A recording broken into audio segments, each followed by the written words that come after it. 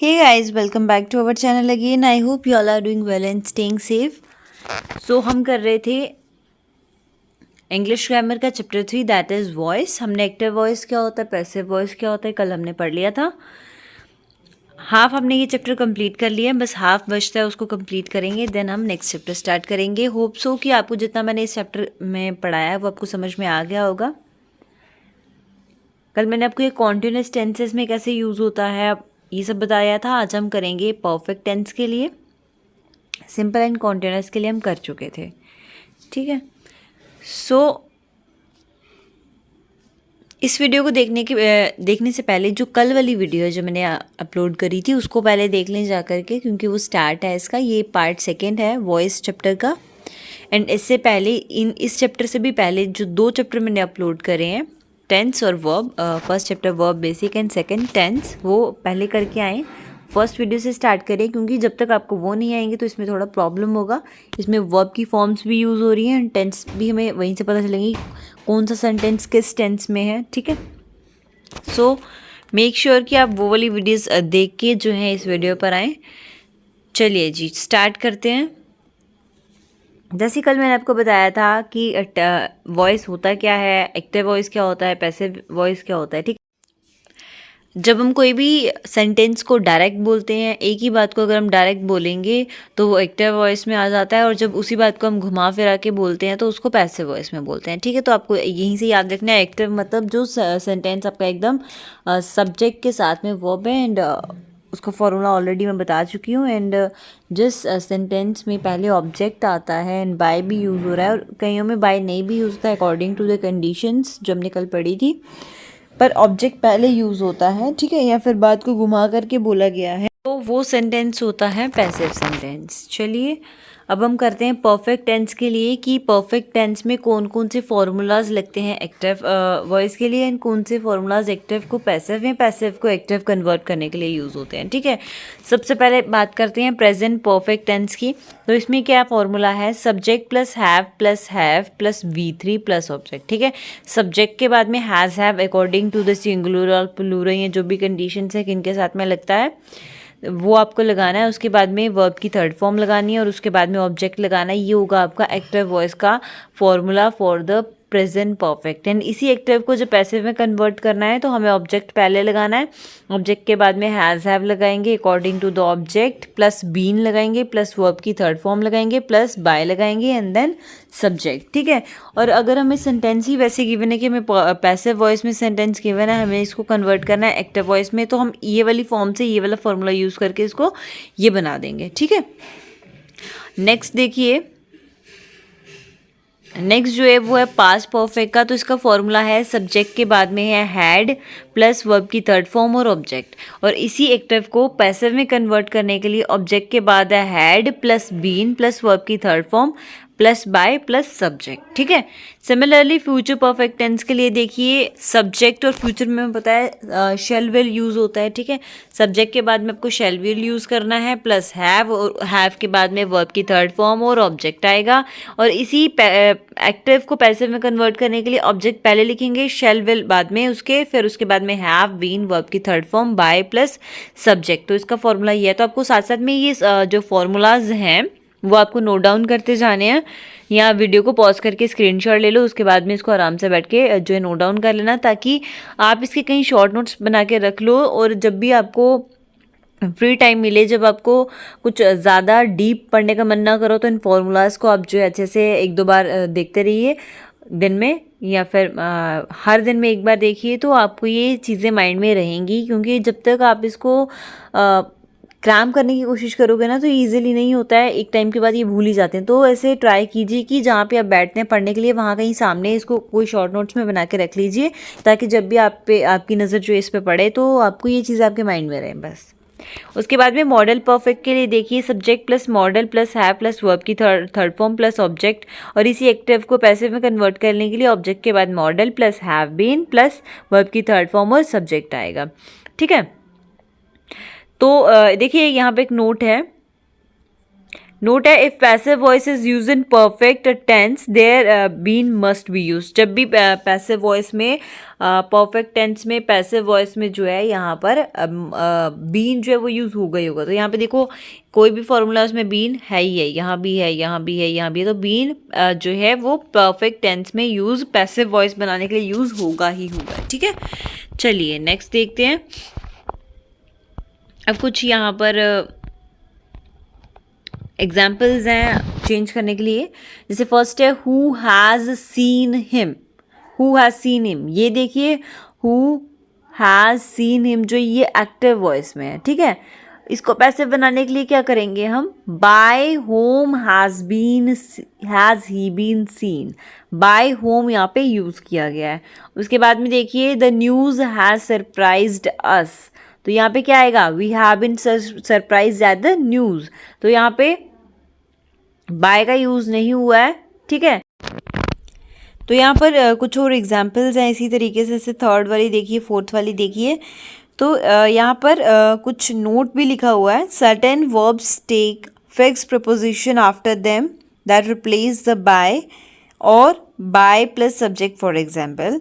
कुछ एग्जाम्पल्स भी यहाँ पे दी हुई हैं। कुछ वर्ब्स ऐसी हैं जिनके बाद प्रपोजिशन फिक्स है तो उनमें बाय को रिप्लेस कर दिया गया है, बाय उनमें नहीं लगा है। जैसे हमने यहाँ पे देखा था have been surprised at the news, तो इसमें कोई बाय यूज़ नहीं किया गया। ठीक है, तो यहाँ पे बाय का यूज़ नहीं किया गया है क्योंकि यहाँ पे क्या है, प्रपोजिशन है, तो प्रपोजिशन से जो है वो रिप्लेस कर दिया बाय प्लस सब्जेक्ट को। जैसे देखो प्रपोजिशन कौन कौन सी है वो देखेंगे हम। known to, surprised at, amazed at, astonished at, startled at, vexed at, annoyed with somebody, annoyed at something, contained in, embodied, crammed, decorated, filled, ornamented with। ठीक है, तो ये सारे क्या है इसमें prepositions. Surprise is following by at when the action was contrary to our expectations. मतलब surprise कब होते हैं, जब कुछ वैसा हो रहा हो जो हमने सोचा नहीं होता, तो हम सरप्राइज होते हैं। जैसे एग्जांपल देखो, I was surprise at this imprudent behaviour. And इसमें क्या है, जो सरप्राइज बाय है वो यूज़ किया गया है पूरे के पूरे इसके मतलब बिहेवियर के लिए। जो वहाँ पे हो रहा था, जो चीज़ सोची नहीं थी तो वैसी हो गई। ठीक है, सो ये कुछ एग्जांपल्स है, इसको पढ़ लेना। उसके बाद में चलिए हम इसका नेक्स्ट पॉइंट करते हैं, वो है passive voice of interrogative sentence. तो इंटेरोगेटिव सेंटेंसेस जो होते हैं, मतलब जो क्वेश्चन मार्क वाले सेंटेंसेस होते हैं जिनमें जो क्वेश्चन पूछा गया होता है, वैसे कुछ सेंटेंसेस होते हैं, उनमें जो है पैसिव वॉइस को कैसे यूज़ किया जाता है वो देखेंगे इसमें। तो इसमें क्या होता है कि जो क्वेश्चन मार्क वाले सेंटेंसेस होते हैं वो स्टार्ट होते हैं किससे, हेल्पिंग वर्ब से। ठीक है, helping verb that goes with जो कि ऑब्जेक्ट के साथ में जाता है। तो जैसे एक्टिव देख लीजिए, have you broken the glass. तो इसमें हैव जो था वो क्या था, हेल्पिंग वर्ब था, तो उसको पहले लिखा गया है। ठीक है, वैसे ही क्वेश्चन बनता है तभी, है ना।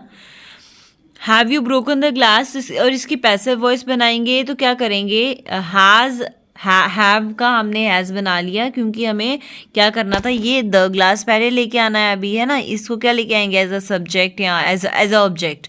Has the glass been broken by you. तो यहाँ पे भी वही सेम वाला फॉर्मूला यूज है, बस इसमें क्या किया गया है, हेल्पिंग वर्ब को पहले लिखा है क्योंकि ये सेंटेंसेस क्या है, इंटेरोगेटिव सेंटेंसेस है, और इंटेरोगेटिव सेंटेंसेस में हेल्पिंग वर्ब इसमें पहले आता है। ठीक है, अगर हम सेंटेंस को इंटेरोगेटिव बनाएं विद WH फैमिली। अब ये WH फैमिली क्या होता है, WH फैमिली मतलब जहाँ पे WH वाले वर्ड यूज होते हैं, जैसे वाई, हु, व्हेन, व्हाट। ठीक है, जो WH से स्टार्ट होते हैं वैसे जो फैमिली मतलब WH फैमिली जो है वैसे वर्ड्स अगर यूज़ करते हैं इंटेरोगेटिव सेंटेंसेस के लिए, तो वहाँ पर कैसे हमें यूज़ करना है, पैसिव वॉइस उसको कैसे बनाना है, तो वहाँ पे यहाँ पे देखेंगे हम। जैसे फर्स्ट वन हमें एक्टिव वॉइस में दिया हुआ है, why have you broken the glass window. Glass window जो है वो क्यों तोड़ा था, why have you broken the glass window. अब वाई इसमें जो है वो इंटेरोगेटिव वर्ड है क्योंकि ये क्वेश्चनिंग वर्ड है, इसको हम क्वेश्चन पूछने के लिए ही वाई को यूज़ करते हैं, और ये WH फैमिली से भी है। ठीक है, आगे देखिए, has a glass window pane been broken by you, तो ये येस नो क्वेश्चन है। जब वाई नहीं लगाते हैं तो हैज़ जो है हम एक्सप्लेन, वाई मतलब क्यों, हमें चीज़ें एक्सप्लेन करनी पड़ेंगी। Has a glass window pane been broken by you, तो क्या आपके द्वारा वो तोड़ा गया है, तो येस और नो में हम आंसर दे सकते हैं। ये तो ये येस नो क्वेश्चन है। तो ये रूल जो है सिर्फ कहाँ पे एप्लीकेबल होता है, जैसे why, how, when, where, what, इन केसेस में होता है। अगर हु या होम आता है तो ये रूल जो है वो अलग है पैसिव वॉइस के लिए। तो वो आगे बताया कि जब हु और होम यूज़ होता है तो उसको कैसे आपको पैसिव वॉइस में कन्वर्ट करना है। ये सिर्फ WH, अब ये हु भी तो WH फैमिली से एंड होम भी, लेकिन इनके लिए ये रूल थोड़ा सा डिफरेंट है, तो उसको आगे पढ़ेंगे।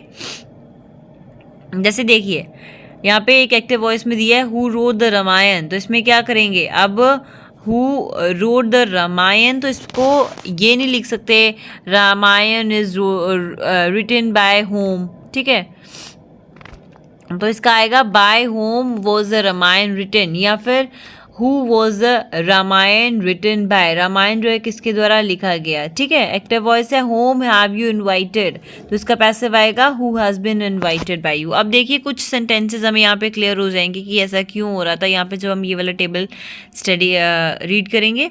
देखिए इम्पेरेटिव सेंटेंसेस मतलब सिंपल सेंटेंसेस जो होते हैं उनमें कुछ भी हो सकता है, ठीक है।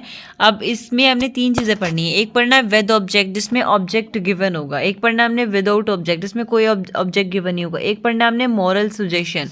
मॉरल सुजेशन क्या होता है ये मैं आपको बताती हूँ आगे, पहले देख लीजिए। विद सब्जेक्ट मतलब वो सेंटेंसेस, वो इम्पेरेटिव, वो सिंपल सेंटेंसेस जिनमें हमें सब्जेक्ट गिवन होता है, जैसे shut the door, shut the door, ठीक है। डोर को बंद करना है, ऑब्जेक्ट हमें गिवन है, ऑब्जेक्ट हमें गिवन है, हमने क्या करना है, इसका फॉर्मूला देखिए। इसके दो वेज होते हैं इसको पैसिव वॉइस में कन्वर्ट करने के। शट द डोर हमें सब्जेक्ट भी गिवन है, हमें ऑब्जेक्ट भी गिवन है, ठीक है।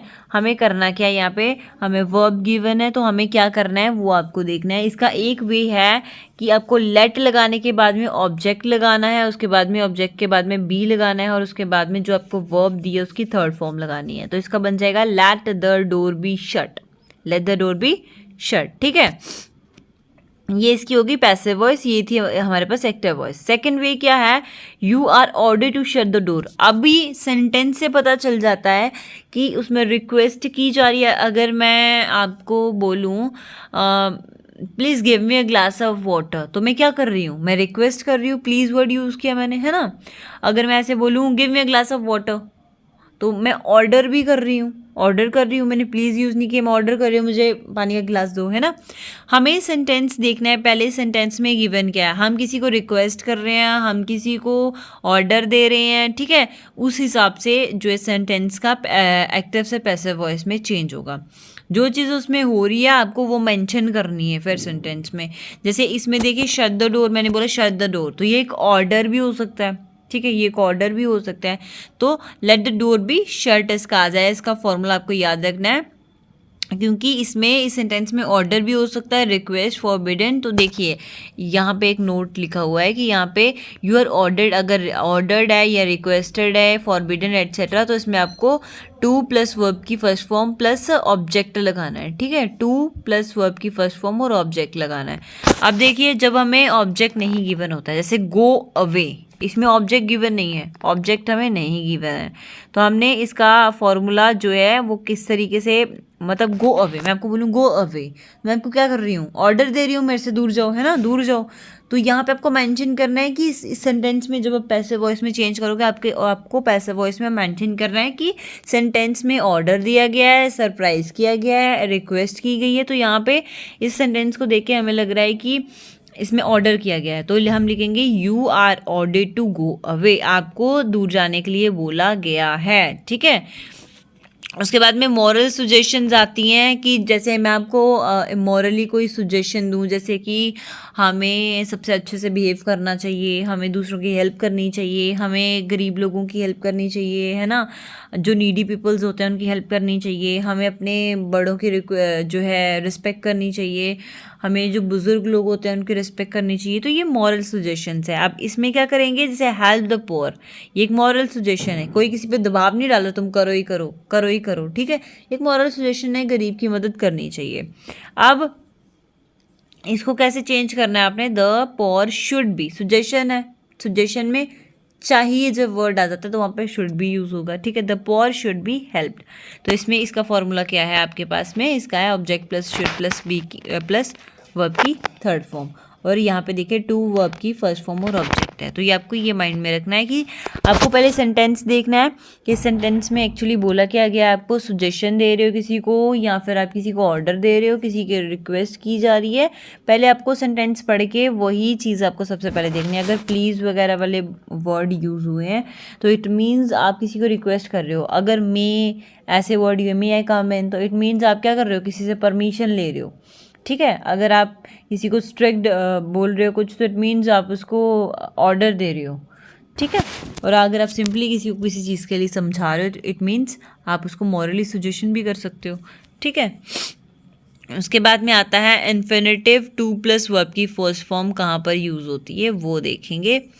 तो देखिए एक्टिव में है इसका टू प्लस वर्ब की फर्स्ट फॉर्म। अगर हमारे पास ऐसे कोई सेंटेंस गिवन है जिसमें टू के बाद में वर्ब की फर्स्ट फॉर्म है, तो इसका पैसिव बनाने के लिए हमें टू के बाद में बी लगा करके वर्ब की फर्स्ट फॉर्म को थर्ड फॉर्म बना देना है। तो ये आ जाएगा इन्फिनेटिव टू वर्ब, टू के बाद जहाँ पे वर्ब की फर्स्ट फॉर्म होगी। जैसे यहाँ देखिए ये sentence I am to do it, I am to आ गया, टू के बाद में क्या था, डू, डू वर्ब की फर्स्ट फॉर्म थी।